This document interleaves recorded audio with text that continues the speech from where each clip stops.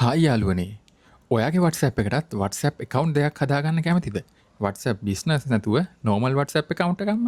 ඉතින් අපි මෙච්චර කල් use කරේ ඔයගොල්ලෝ හැමෝම දන්නවා. normal WhatsApp use කරා. ඊට අමතරව තව WhatsApp එකක් use කරන්න ඕන නම් WhatsApp business use කරා. නමුත් දැන් අපිට අලුතෙන්ම feature එකක් ඇවිල්ලා තියෙනවා. මේක හඳුන්වලා දීලා තියෙන්නේ iOS එකේ WhatsApp එකට. WhatsApp වලින් තමයි හඳුන්වලා දීලා තියෙන්නේ. මේගොල්ලෝ අපිට දෙනවා feature එකක්. අපේ normal WhatsApp එකට WhatsApp account දෙකක්ම හදාගන්න පුළුවන්.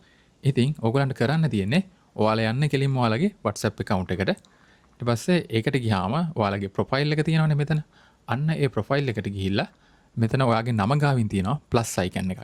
ඉතින් අන්න ඒ plus icon එක ක්ලික් කරාම යටින් එනවා add WhatsApp account කියලා. ඔයාගේ තියෙන account එකට අමතරව තවත් අලුතෙන් WhatsApp account එකක් add කරන්න.